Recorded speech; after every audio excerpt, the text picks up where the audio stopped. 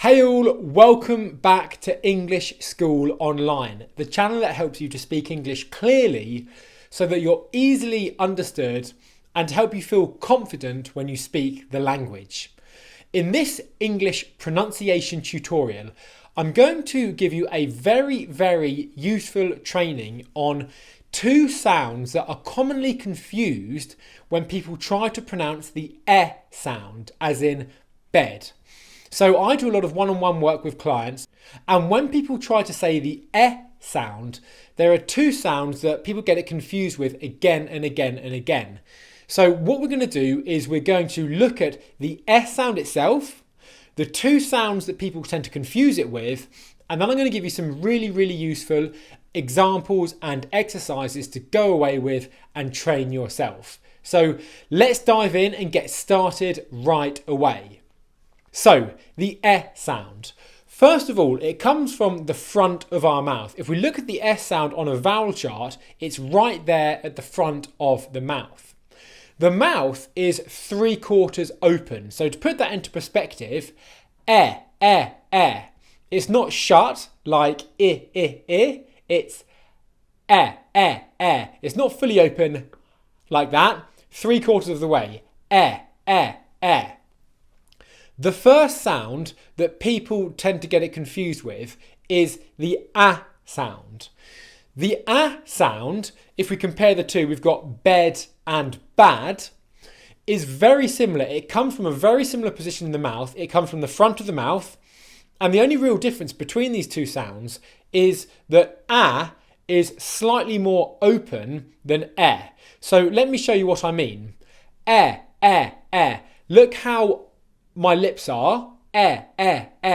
For A, we go A.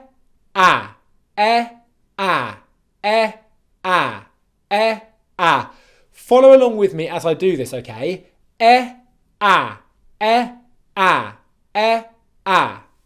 the important point is this.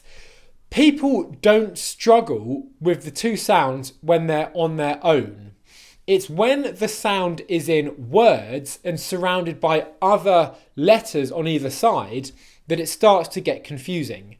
So let's just have a look. Let's start with bed and bad. Okay, repeat after me. Bed, bad, bed, bad, bed, bad. Okay, make sure for A, as in bad, you really feel your mouth opening that little bit more.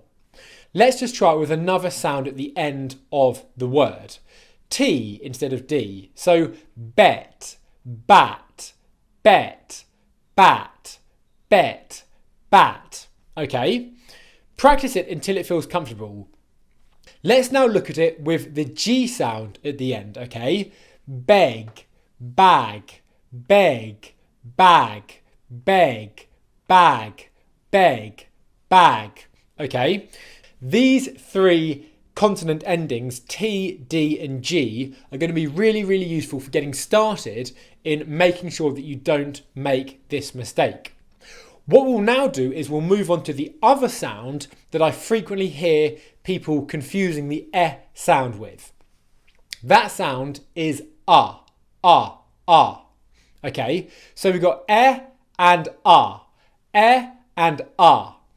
Now, the key point to mention with A is this. It comes from the same height in your mouth as the E sound, okay? So unlike A, where your mouth opens more to make it correct, for A, your mouth is more or less in the same height, but the difference here and what makes this two different sounds is that E is right at the front of your mouth and A is at the back of your mouth. To put this into perspective, let me just make it sideways on, okay? So, A.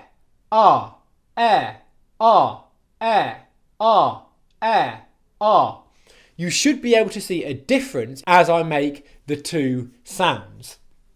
Again, you might find that making the two sounds on their own like this is easy. If it is, great, that's really good. Most people do find this part of the exercise easy. It's the second part where, again, I hear subtle mistakes. So let's go with beg and bug. Okay. Beg, bug, beg, bug, beg, bug, beg, bug. Okay. When I do this, I can really feel the sound coming from a different position in my mouth. Okay. You should be listening out for subtle differences. If it sounds like beg, bug, okay, it's probably going to be a bit uncomfortable. So what we need to do is slow it down and get it right. So let's go again. Beg, bug, beg, bug, beg, bug. Okay? It's really going to help to practice putting this in sentences, because one of the main difficulties that people have once they've then got the word correct is then when they put it into sentences and then they try to speed up, that's when it really gets quite hard to tell the difference whether we're saying or okay? So let's practice by saying this. I brought a net. I brought a net. I brought a nut. I brought a nut. Okay? I brought a net. I brought a nut. Okay? Especially in your tongue, you should feel your tongue going back in your mouth when you make the two sounds here. So let me now give you an example of these three sounds in a set of words where the whole word is exactly the same apart from these three different sounds. Okay, minimal pairs, and we've got three examples here. So we're looking at met, mat, and mutt. Okay, repeat after me. Met, mat, mutt. Met, mat, mutt. Met, mat, mutt. Okay, in a different order. Mutt, met, mat. Mutt, met, mat. One more time. Mutt, met, mat.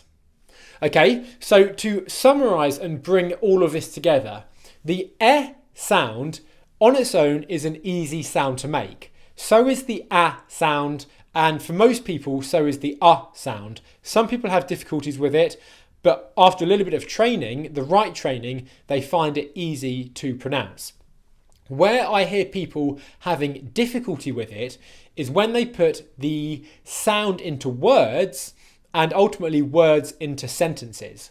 So I really, really recommend, if you've not been following along with me through this exercise, then do just that. Go back through the exercise, follow along with me, make sure that you're putting your mouth into the correct positions, and then start to experiment yourself, putting the sound and words into sentences, and then record yourself and listen back to yourself so you can critique yourself and make sure that you're saying and not and not okay?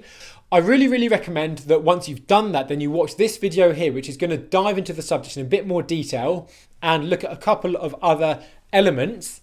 And make sure to thumbs up if you've liked the video, subscribe for more tutorials that come out like this on a weekly basis to get you speaking English clearly, confidently, so that you're easily understood and that you feel great speaking the language. Thumbs up, and I'll see you in next week's video.